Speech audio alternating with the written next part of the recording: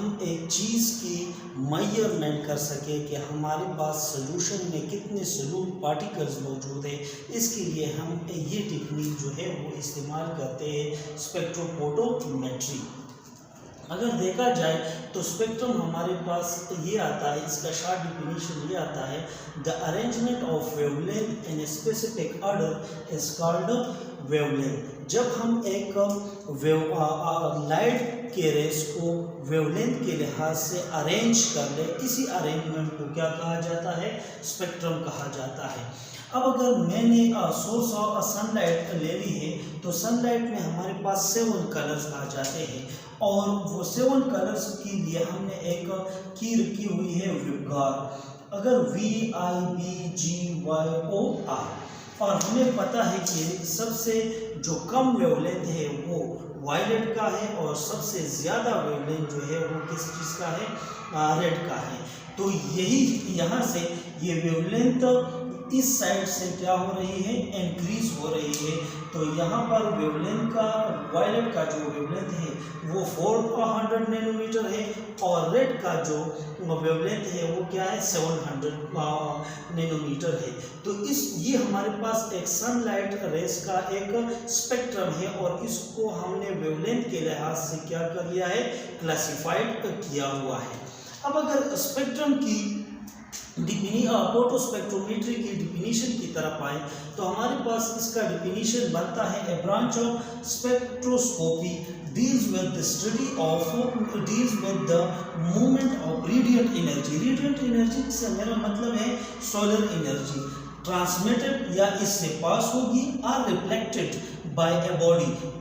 मतलब ये कि ये सोलर एनर्जी या इससे पास होगी या इससे रिफ्लेक्ट होगी एक सोल्यूशन से as a function of the wavelength. और ये किस प्रिंसिपल पे काम करेगी, वेवलेंथ के प्रिंसिपल पे ही काम करेगी।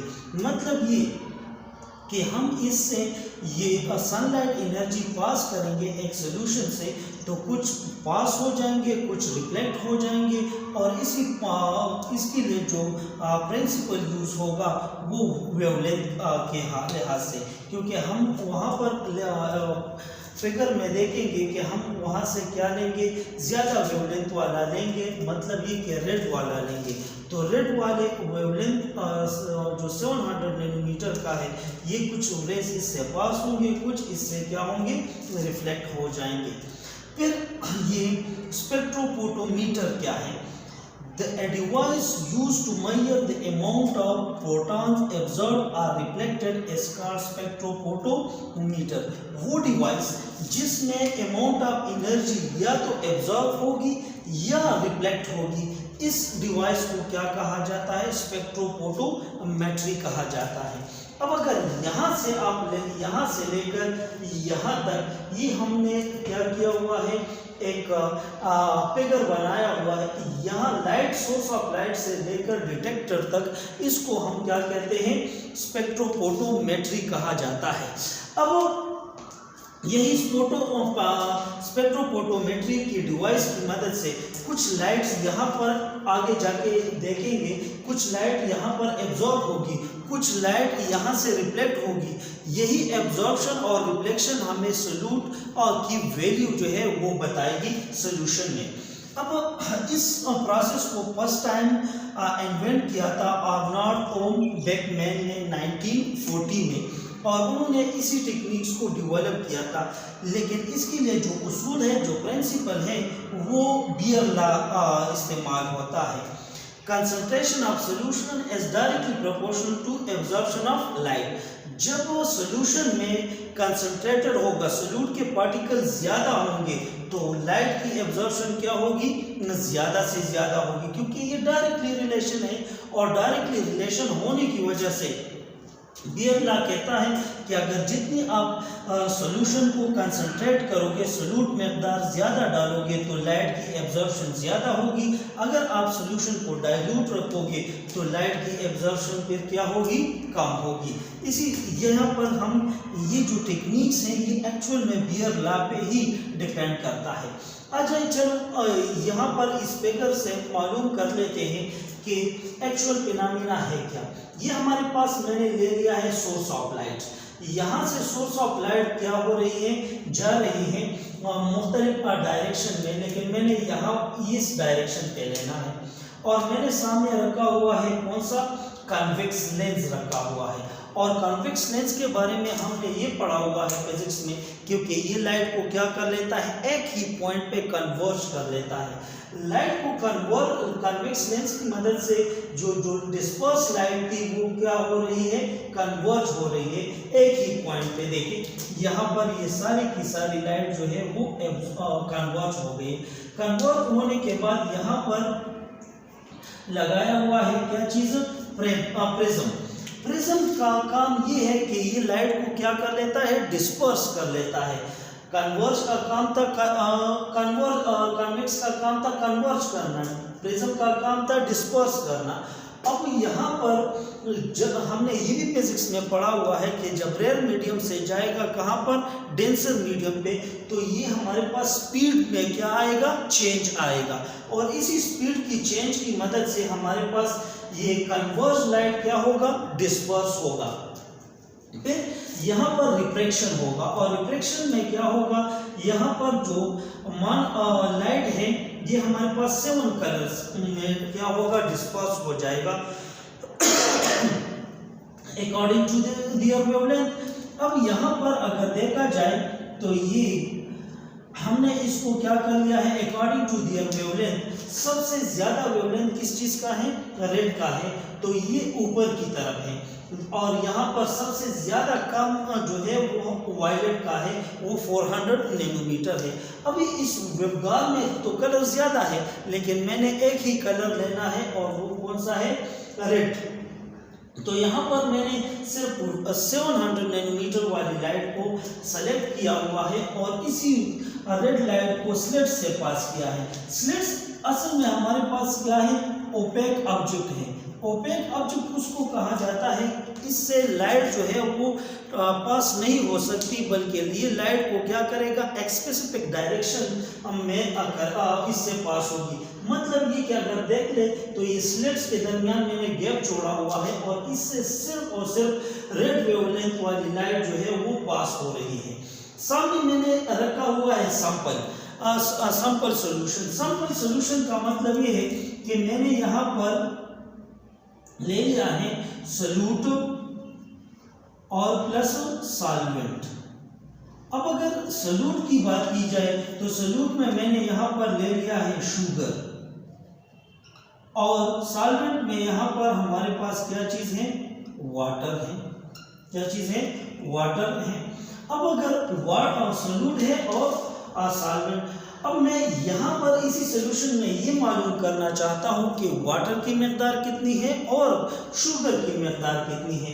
तो मैंने यहाँ से क्या कर लिया है, सॉल्यूशन बना लिया है, लाइट को पास कर लिया। लाइट को पास करने के बाद कुछ लाइट यहाँ से क्या हो रही है, होली सोली पास हो रही है, बिल्कुल इसकी पासिंग हो रही है। देखिए ये लाइट इससे क्या हो रही है, पास हो रही है। और पास होने के बाद यहाँ पर हमने एक डिटेक्टर लगाया हुआ है कि जो लाइट पास हो रही है उसकी भी हमें मिकदार दे दे, और जो लाइट एब्जॉर्ब हो रही है उसकी भी हमें क्या दे, इंफॉर्मेशन दे, इतला दे। अब यहाँ पर अगर देखा जाए तो मैंने यहाँ से 700% लाइट इसको दे दिया है। कन्वेक्शन लेंस से पास किया, कन्वेक्स लेंस से फिर प्रिज्म में, और प्रिज्म में हमारे पास किसने 100% लाइट को क्या कर लिया है, डिस्पर्स कर लिया है, और according to their wavelength, red से लेकर वायलेट तक। अब मैंने इन सब को क्या करना है, छोड़ना है। ये वाली ऑरेंज से लेकर वायलेट तक मैंने छोड़ दिया है, लेकिन मैंने क्या कर लिया है, सिर्फ और सिर्फ यहाँ पर रेड की सिलेक्शन की है। और रेड की जो मिकदार है, चलो फर्ज कर ले मैं ये कहता हूँ कि 100% में ये रेड की जो मिकदार है वो कितनी है, वो 20% है। मतलब ये कि मैंने इसी सोल्यूशन से कितना लाइट पास किया हुआ है, 20% लाइट पास की है। अब यहाँ से ये 20% लाइट जो है वो पास हो गई है। पास होने के बाद यहाँ पर कुछ पास हो रही है, कुछ की एब्जॉर्प्शन हो रही है। मैं फर्ज कर ये देखता हूँ कि यहाँ से तकरीबन 20% लाइट जो 20% लाइट में से 10% लाइट यहाँ से क्या हो गई है, पास हो गई है। 20% लाइट क्या हो गई है, पास। लेकिन इसी 20% लाइट में से 10% लाइट क्या हो गई है, 10% लाइट वो एब्जॉर्ब हो गई है। क्या हो गई है, एब्जॉर्ब हो गई है। अब यहाँ पर ये 10% लाइट जो है इससे पास हो गई है, 10% इसकी एब्जॉर्प्शन हो गई है। असल में ये 10% लाइट हमें क्या प्रोवाइड कर लेता है, ये हमें ये प्रोवाइड कर लेता है कि इसमें 10% किस चीज़ की मकदार है, सॉल्यूट की मकदार है, और 10% किस चीज़ की मकदार है, सॉल्वेंट की मकदार है। मतलब ये कि सॉल्यूशन हमारे पास क्या है, इक्विलिब्रियम में है, ना सॉल्यूट की मकदार ज़्यादा है ना सॉल्वेंट की मकदार ज़्यादा है। लेकिन अगर यहाँ से ये सॉल्यूट की यहाँ से लाइट पर्स कर ले, यहाँ पर 5% इससे लाइट पास हो सकती है, और यहाँ पर कितनी लाइट की एब्जॉर्प्शन हो गई है, 15% लाइट की एब्जॉर्प्शन हो गई है। अब यहाँ पर ये हमें ये बताता है कि सॉल्यूशन तो है, लेकिन कौन सा सॉल्यूशन अब यहाँ पर है, कंसंट्रेटेड सॉल्यूशन है। कंसंट्रेटेड सॉल्यूशन इसी वजह से है क्योंकि 15% यहाँ पर लाइट की एब्जॉर्प्शन हो गई है। इसका मतलब ये हुआ कि 15% इसमें किस चीज़ की मकदार है, सॉल्यूट की मकदार है, और 5% इसकी क्या हो गई है, इसकी इससे पास हो गई है। इसका मतलब ये है कि वाटर की मकदार कम है। तो इसी वजह से ये लाइट जब ज़्यादा पास होगी तो हम कहेंगे कि ये डाइल्यूट सॉल्यूशन है। लाइट कम पास होगी और ज़्यादा एब्जॉर्प्शन होगी तो ये हमें क्या देगा, कंसंट्रेटेड सॉल्यूशन की मकदार हमें देगा। तो ये यहाँ से लेकर यहाँ तक जो फिगर में मैंने ड्रा किया हुआ है, इसी पूरे फिगर को हम क्या कहते हैं, स्पेक्ट्रोपोटोमीटर। स्पेक्ट्रोपोटोमीटर है। इसी इंस्ट्रूमेंट को स्पेक्ट्रोपोटोमीटर कहा जाता है। अब ये टेक्निक्स हम किस लिए इस्तेमाल कर लेते हैं और इसकी यूजेस या एप्लीकेशन क्या है। ये हम डिटेक्शन ऑफ फंक्शनल ग्रुप, अगर हमने एक सोल्यूशन लिया हुआ है और हम ये जानना चाहते हैं कि इसमें OH फंक्शनल ग्रुप है, अल्डिहाइड फंक्शनल ग्रुप है या केटोनिक फंक्शनल ग्रुप है, तो ये हम मालूम कर सकते हैं इसी टेक्निक्स के ज़रिए से। करेक्टराइजेशन ऑफ प्रोटीन, ये हमारे पास ग्लोबुलर प्रोटीन है, फाइब्रस प्रोटीन है, ये हमें उसके मुताबिक भी आगाही देगा। हम ये भी इंफॉर्मेशन प्रोवाइड कर सकता है, monitor dissolve oxygen and water, कि वाटर में डिसॉल्व ऑक्सीजन की मकदार कितनी है, वो भी हम इसी टेक्निक्स की मदद से मालूम कर सकते हैं। Detection of impurities and concentration in A solution, एक सॉल्यूशन में कितनी गंदगियाँ है और कितनी सॉल्यूट की मकदार है, ये सारी की सारी इंफॉर्मेशन हमें यही टेक्निक जो है वो मालूम हमें दे सकता है। तो इसी वजह से स्पेक्ट्रोपोटोमेट्री टेक्निक्स में हम एक सॉल्यूट की कंसंट्रेशन, डाइल्यूशन, इसी तरीके से फंक्शनल ग्रुप, इम्प्योरिटीज, अमाउंट, ये सारी की सारी चीज़ें जो है वो हम इसी से मालूम कर सकते हैं। और ये सबसे इफ़ेक्टिव मेथड है बायोकेमिस्ट्री में, तो ये हम इन चीज़ों के लिए इस्तेमाल कर लेते हैं। डियर स्टूडेंट्स, अगर अभी आप लोगों को कोई कन्फ्यूजन है अकॉर्डिंग टू देयर टॉपिक तो प्लीज़ कमेंट बॉक्स में क्वेश्चन कर लिया करें। Thank you.